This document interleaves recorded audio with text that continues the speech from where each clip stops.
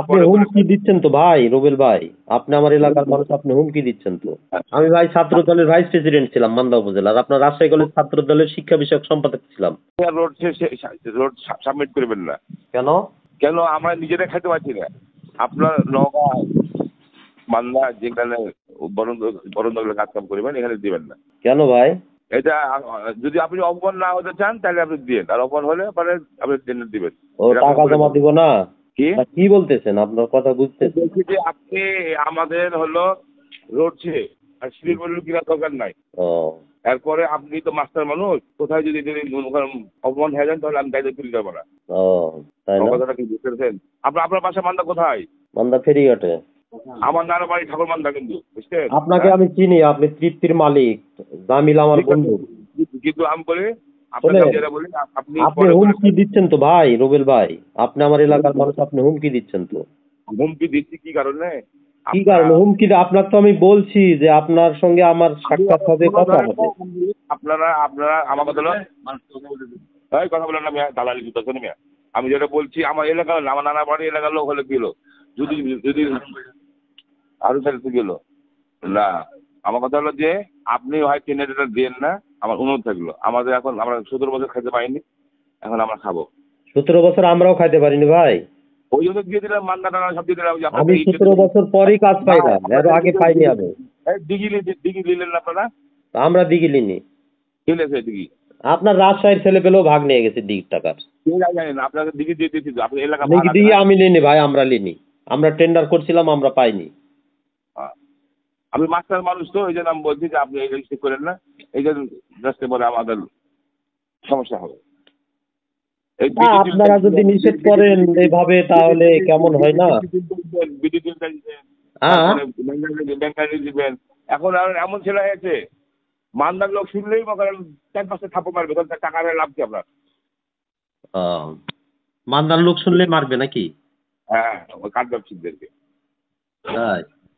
মান্দার লোক তো আরো টেন্ডার করছে যে আপনার পাইলো ওগুলো। অপমান হবে দেখবেন, হ্যাঁ, একটার পর একটা অপমান হবেই। আপনাকে আমি বললাম ব্যক্তিগতভাবে, এর আপনাকে মাথায় রাখেন। কি করলে অপমান হবে না সেটা বলেন।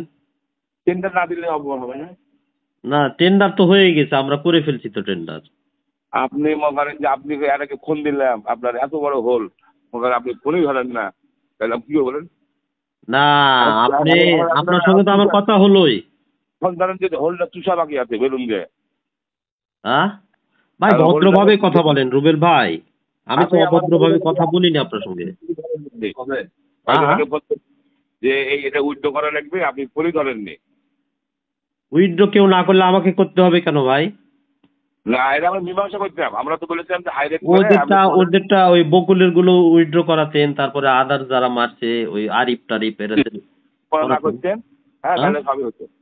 বলা না করলে সবই হতো।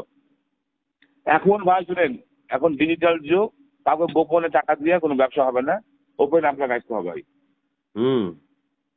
আপনি ফটকার রেট মেটালে তুলে দেবেন, আর আমরা মাল কাটবো? আমাদের ডিপো নাই। আপনি টেন্ডার করবেন, টেন্ডার করে নিবেন আপনি। ভাই এখন নিজের এলাকাতে এখন কুইটটাও খাই না, জানেন? কুইটটাও বলছি যে তোর এলাকা তুই খা, আমার এলাকায় আমি খাই। আপনি কোন পদে আছেন ভাই দলের? দলের আমি সভাপতি। কোথাকার সভাপতি? রাজপাড়া থানা। রাজপাড়া থানার সভাপতি আপনি?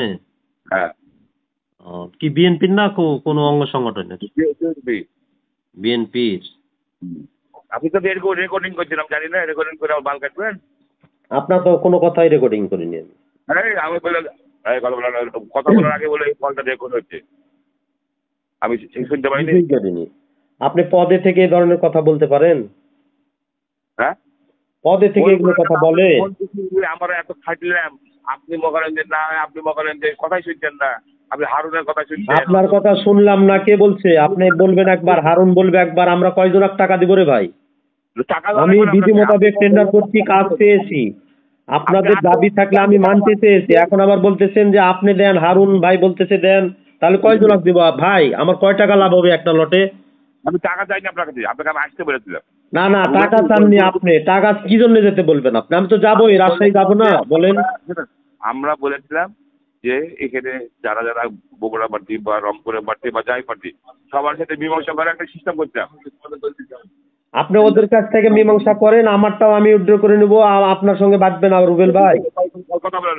এই শাহজাহান ভাই, আমি হারুন বলছি। হ্যাঁ ভাই বলেন। আপনার মানদারের লোক রুবেল, তো এই জন্য আপনাকে নানাবাড়ি হন, হ্যাঁ ঠিক আছে?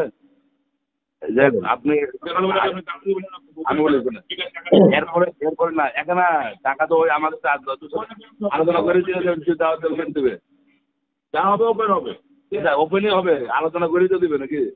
আর এরপরে টেন্ডার হলে আপনি আমাদের সঙ্গে যোগাযোগ তো অবশ্যই করে দিল। আপনাকে আমার ছোট ভাই বলে টেন্ডার করেনি বলেন? হ্যাঁ হ্যাঁ, রান্না যোগাযোগ করেছিল। এরপরে আপনি টেন্ডার হলে আপনি কোনো মানদার কোনো লোকের সাথে শেয়ার না করে নিজেরাই আসবেন, আর না আসবেন সেটা আমাদের সঙ্গে যোগাযোগ করে কাজ করবেন। আপনার সঙ্গে যোগাযোগ রেখে তো আমরা করছি হারুন ভাই। দেখেন রুবেল ভাই একবার বলবে, আপনি একবার বলবেন, আমরা তো ওখান থেকে ফিরে আসিনি বা সবকিছু নিয়ে চলে আসিনি। আর রাজশাহী শিক্ষা বোর্ডের আমি একটা হেডমাস্টার, আমি রাজশাহী শিক্ষা বোর্ডে রেগুলার যাই, আমাকে যেতে হয়।